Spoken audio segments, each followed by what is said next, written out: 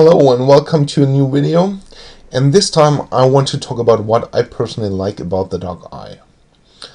And before I do this, I want to talk about something that is probably not a reason to like the dog eye. It's no reason to dislike it, but it's not like the strong point of the dog eye. There was a discussion about this in the comment section. It was about the rules, naturally, because the core rules are going to be released with a Kickstarter campaign, and the core rules are all about rules. So people are discussing the rules, and someone simply said the rules don't really seem to be superior to other rules or something like that, and I would totally agree.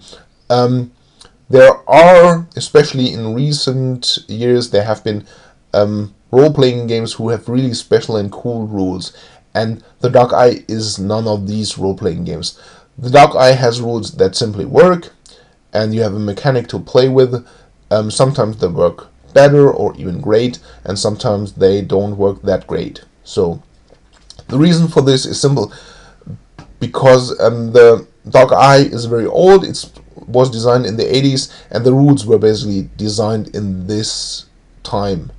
And back then you had different ideas of how rules worked, or you didn't have so many ideas about how rules should work in general. And the rules have never been really revised or changed. They added a few things and made slightly modifications, but for example, combat worked always like it works today.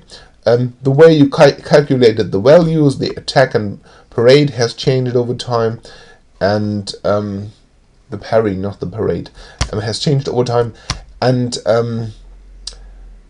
also the talent tests have worked like this all the time. The core mechanics hasn't changed. They made some modifications to details, and for the 5th edition I think they considered changing the rules or redesigning them, but they made a survey and asked the people what they wanted, and the players basically said, we want to stay everything the same. So that's why we have still the same combat, still the same talent system, with slight modifications and a few new elements introduced. So rules are not really a thing that is very great about the Dog Eye. But what I really like about the Dog Eye, and what I think is great, is this whole thing with a detailed background description. There are thousands of pages of background description about the whole continent in detail. A lot of NPCs are described, and all this is embedded in a constantly evolving world, in a history that is continuously told. Every month there are new adventure books, and there's new source material, and every 2 months there is a new Aventurian Herald, and they explain you what is happening in the world while time is passing. Whenever a day passes for us, roughly a day passes in the Dog Eye, and so the story is told on and on. And everything within the world of the Dog Eye is part of this continuously evolving story. And this thing alone is not so special. It is special, but it's not what I really like. It is interesting to read, and sometimes I really read stuff just to know how the story is. I buy an adventure not to play it, just to know the story. But the important point is what it does to the role-playing, what it does to playing with your friends. Because that's what role-playing is about. You play role-playings to play adventures. And the adventures are the interesting thing, because it's a bit like watching a TV series. You have a lot of independent episodes where stories are told that get never picked up again, and people appear you never hear of again. But in the Dog Eye you have a lot of, nearly everything has been talked about before. Yeah, you play in a region, there's detailed information about the region, and you play an adventure in that region, you meet a lot of stuff someone has already told a story about, or this story you are being part of in that adventure, and that becomes part of your hero's history, is some story that is the second part of the story that has been started in a completely different adventure. You maybe didn't even play this, but the people you meet may be part of this older adventure and have played it, and the people you meet are like the people in TV series which you can meet again and again, and you can learn to love them or to hate them, and you learn they have an own agenda outside of the adventure and outside of your view of the world, and they don't just exist to make the adventure run. Of course, they exist only to be able to tell interesting stories, but they have an own agenda that is told not necessarily even in an adventure. You cannot even become part of it. But the authors of The Dark Eye tell these stories. They tell it in novels. They tell it in the Aventurian Heralds. They tell it in source books.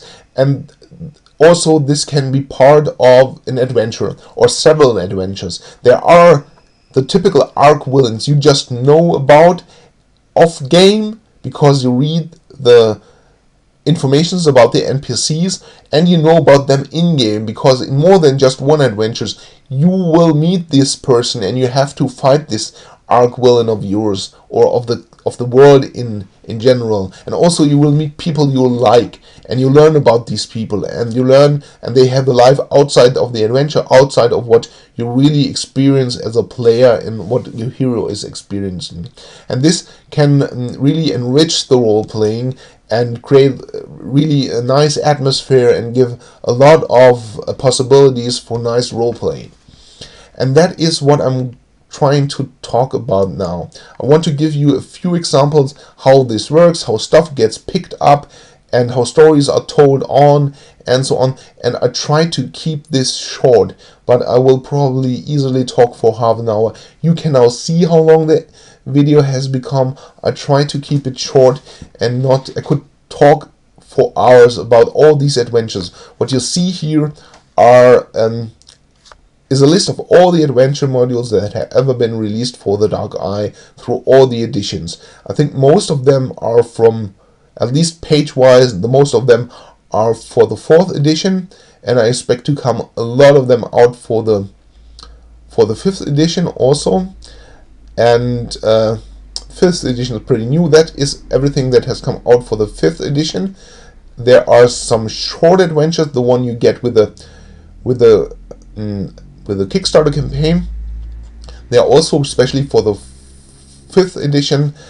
And what I want to talk about a bit is a campaign from the 3rd edition. It got re-released for the 4th edition in these 4 books. There are around 1,000 pages of adventures, and it's the most epic campaign ever released for the Dark Eye. It changes the rule, it changes the world, and yeah, even the rules.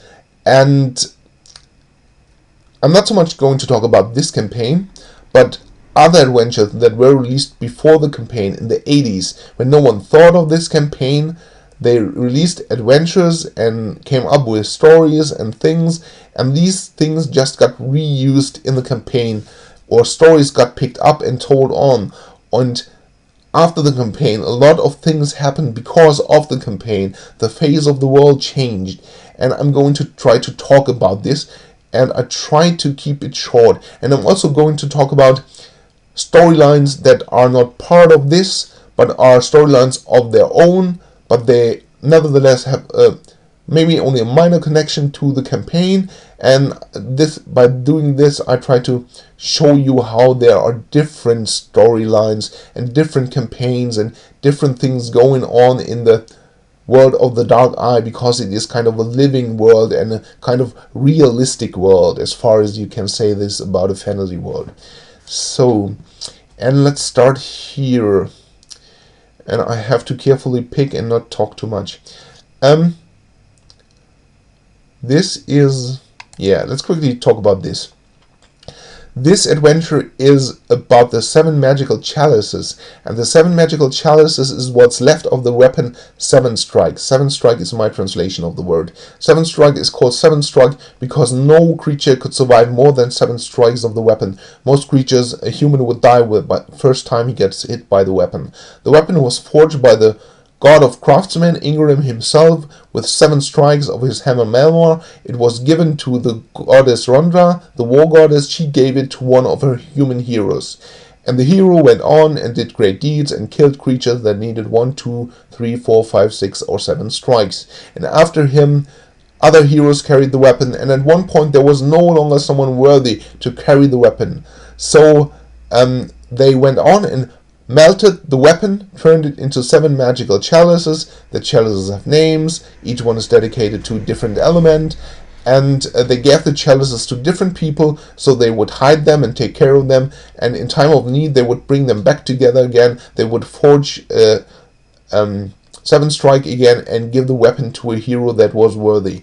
And in the campaign this happens. The campaign is pretty epic. You're fighting an evil demigod mage in there who tries to conquer the world. That is pretty much very simplified what is really happening there. There is a lot of lore about this demigod. He is not so plainly evil. It's way more complex. But this is simply the story you know at the beginning of the campaign. But then you learn that it's way more difficult than this. In the beginning of the campaign, there is an evil demigod mage coming back from the dead, and he is trying to conquer the world, and you stop him. And to stop him, you need the 7 strike in the end. And you go and bring the chalices together and forge the weapon. So that's an element that got picked up. This is an adventure that introduced the evil demigod, Bobarat. Back then they didn't have this concept of this demigod and all the lore surrounding him and so on. This adventure simply brought the idea there was this evil mage, Bobarat, who got killed several hundred years ago, and now he's dead, and he had a fortress in the Gorian desert, and that's it. Everything else of this adventure is considered to never have really happened. But the name stuck around, and the idea, and later they turned it into the campaign and into the NPC we know today. What else? This is also loosely connected. This is about an inventor, a brilliant inventor called Leonardo, in reference to Leonardo da Vinci, and he built a flying machine, and you help him test the machine and so on and so on. And he basically gets kidnapped during the campaign to build demonic machines for someone who worships the evil archdemon of craftsmen. He's like an evil god. An archdemon is like an evil god, and for every god, for the god of craftsmen, Ingrim, there is an opposing archdemon who is like the twisted version. Everything that is built in his name, every machine is like evil and demonic and has an evil twist to it. And so this inventor gets kidnapped to build machines with demonic power. And later on he becomes really important. After the Bobarat campaign, Bobarat is banished, but his minions take over the land that is conquered, and this inventor becomes over time one of the rulers over one of the kingdoms or the empires in the conquered region. So this is an example of how a story gets picked up, and NPC gets picked up, and his story is told within another adventure, and then he becomes part of the background description, and he becomes an important role, and everything works together because it simply makes sense. Here there is a connection why he is in there, because it simply makes sense. And then we have an example for an independent storyline, which is loosely connected. This is the adventure, The Great Thunderstorm Race. Thunderstorm is the war chariot of the war goddess Rondra, and at one point a human hero, who also was one of the heroes who carried the 7 strike, challenged Rondra herself to a chariot race. And Rondra really came to the 3rd sphere and raced the hero, and of course she won. But nevertheless, she gave the thunderstorm to the hero and told him to take care of it for 25 years. And then he had to organize a new race, and the mortals would race again for the chariot, and the winner would take care of the chariot for 25 years, and then a new thunderstorm race had to be organized, and so on and so on. And this is one of the 2 adventures in the world of the Dark Eye that are about the Thunderstorm race. This is the first one. 25 years later there will be another race, and you can participate in the race, compete in the race, you can win the thunderstorm, and of course there's a lot of intrigue going on. Evil powers try to get their hands on the chariot, and so on. You have to stop them. And this is only connected to the campaign of Bobarat, because in the end there is a huge battle. The forces of evil and good are clashing, and that's a perfect situation where you would use this holy weapon, basically, this holy chariot. It's not something you would ride around with all day. It's a holy artifact, and you only use it when appropriate, and there is really nothing more appropriate than this battle, because it is the biggest battle ever fought. So, and you're fighting in the name of the gods against this evil demigod. So that's this. What else do we have? Let's go to the top. Yeah, this one. This adventure, I played this in preparation of the campaign with my group. It is about the great tournament of Gareth. Gareth is the capital of the Midden Realm Empire, and every year there's a great tournament where there are basically competitions in every type of weapon: sword fighting, two-handed swords, jousting, and so on. You can compete there and win, and if you win, and you are considered the best fighter with this particular weapon in the whole world, and it's like winning the World Cup or winning the Super Bowl or something like that. And this is about the tournament. You can compete in the tournament, but the actual story is about an assassination attempt on Prince Bryn, the prince of the son of the emperor of the Midden Realm. And you have to find about the assassination attempt, and you have to stop it. And I played this simply so to introduce the prince and the heroes to each other. Because in the end of the campaign, of the Bobarat campaign, there's this huge battle, and the prince is leading the forces of the Midden Realm and all the allies against Bobarat. And when they meet at that point, I want them to know each other and have a chance for role-playing and reminiscing old times and so on. And side note about a side story: the prince at the time of the last battle in the Bobarat campaign is not considered the emperor. There is no emperor in the empire. The emperor just vanished one day, was gone. No one knew where he was. And then the next in line to become emperor would be the prince. But as no one knew if the emperor really was dead, there's a rule that says you wait 12 years. And if he doesn't come back, he's considered dead, and then we can have a new emperor. At that point of the battle, of the final battle in the Bobarat campaign, the 12 years haven't passed. And so the prince is kind of the emperor. He's got a title of administrator of the empire or something like that. And actually there is a adventure book about how the emperor vanishes, and you can learn what happened to the emperor as one of only a few people in Aventuria. So this is again a side story in how it is picked up later on and how it develops. So what else do we have? This would actually also be interesting to talk about, but I'm going to skip it to make this whole video not too long. But this is actually pretty important for the, or not important, but yeah, it is important for part of the campaign. Yeah, I'll talk about it. Come.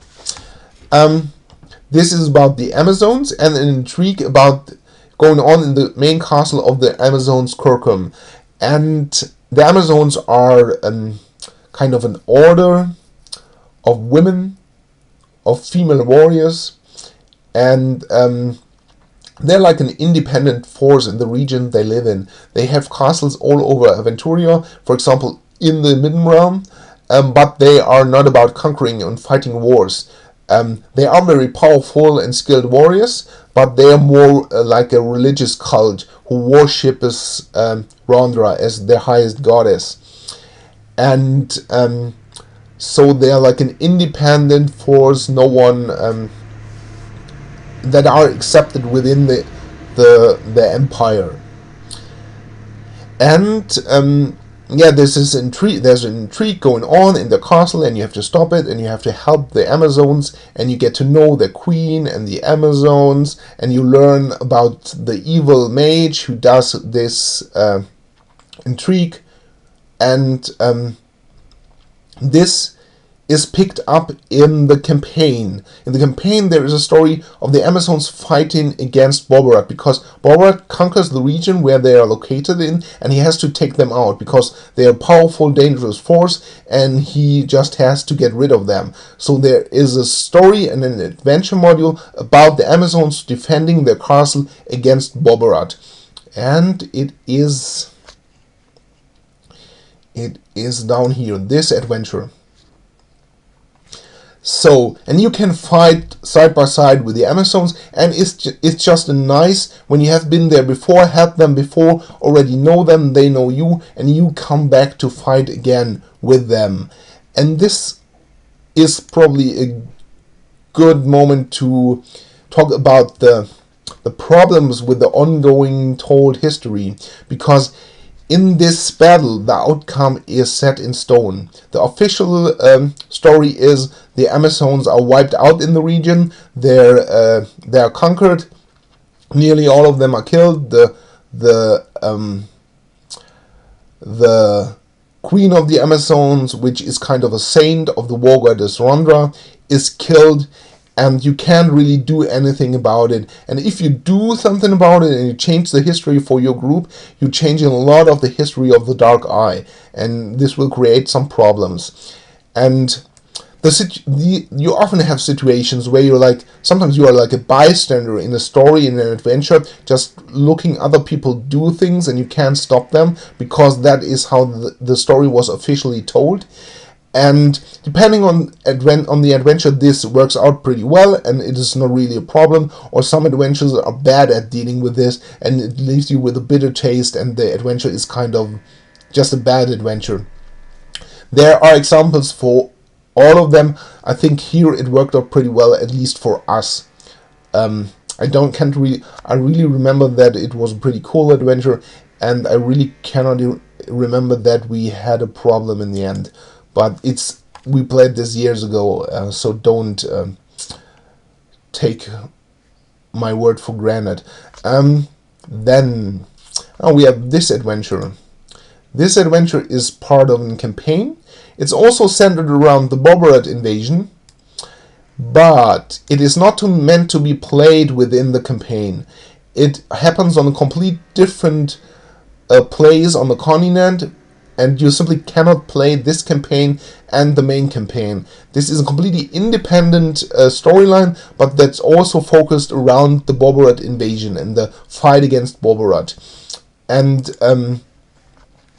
this is the second adventure. It's a two books campaign, and also within here, I'm not quite sure, but I think this dragon is marrying this woman.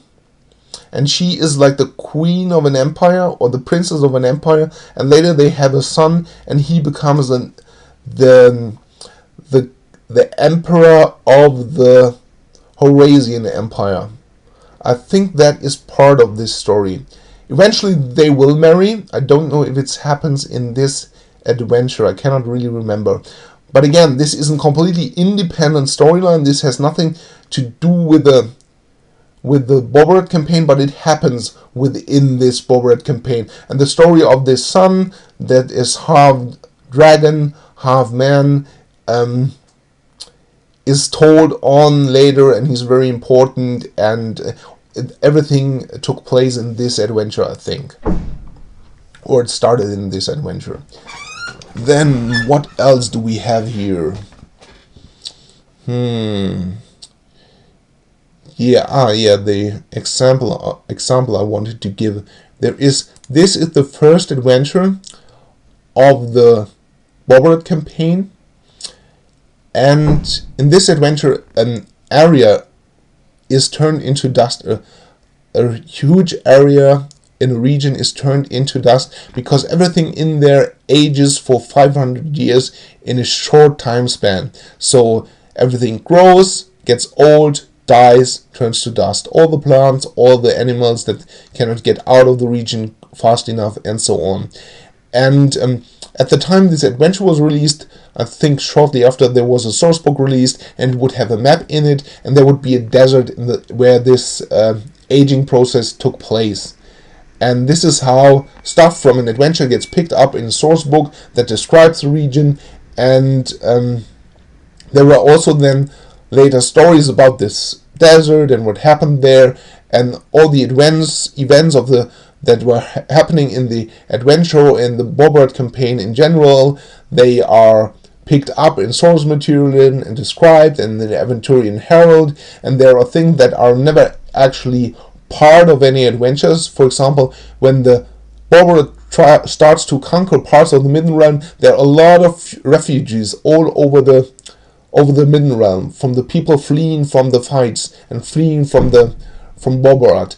And then this has an influence, and this is taken into account in future source books, because all of a sudden you would have new quarters in cities where purely refugees lived, who came and brought with them their own culture and brought with them problems. For example, a lot of crime or something like that, because these people didn't have jobs and they needed to get what they needed for living somewhere. And this is really never really part of an adventure, or it can be, but first it is just told in the Aventurian Herald and in source books and so on, and then there later will be adventures that center around this, or just take this into account.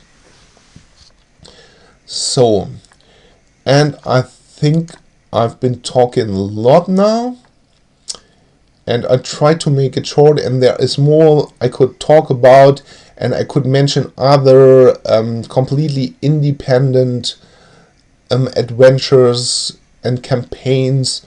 For example, this campaign, sorry, the Year of the Griffin. This is the first one. This is the second part of the campaign. That's completely independent of the Bobbert campaign. That's a campaign on their own. Years before the Bobbert campaign, orcs tried to conquer the Midden Realm, and this is taken part in a city that is sieged by the orcs, and you're trying to defend the city. And one thing is interesting here. There was a novel also describing the events of this campaign, and of course, if you read the novels, you will know what happens in the campaign, so you wouldn't want to do this. You would read it afterwards, maybe. And in the novels, there is a prophecy by someone who is a prophet. He is insane, but he's somehow touched by the gods, and he makes prophecies, and he says something about things that are important for the novel and for the campaign, for this campaign. But also there's one prophecy he makes, and that is about the coming of Bobbert and what is going to happen during the invasion of Bobbert. And this is just completely unimportant for the actual story of the novels and of this campaign. It's just something they added to give all of this some more depth and make the story more interesting. So this is also something that can happen, and is a way how to tell a story. They made really some effort with this campaign. So yeah, but I think that's it. I'm not going to talk anymore. I hope I could give you an idea what to me is the important part or the important element of the Dark Eye, and I could give you an idea how these stories are told and how all of this somehow influences the role playing, how it can add more atmosphere and just give chances for nice situations in role play and so on. And I hope by this I help you decide if you want to pledge for the Kickstarter campaign, or if the campaign is over, if you want to buy material of the Dark Eye and want to play it. Of course, I hope you decide to buy and to pledge, because that would help also me. When they're selling more stuff, they can make more stuff for the dark eye for now and in the future, so it's better for all of us. And yeah, that's what I tried to achieve. I hope it helped you. If you want to know more, I really wasn't sure how to explain this the best. I was simply rambling now here. And if you think that something was, you didn't understand something, or you want to know about something specific, or if there was something I could have explained better, then write a comment or send me a message, and I'll see what I can do to explain all of this a bit better. So, but that's it for now for this video, and bye until the next video.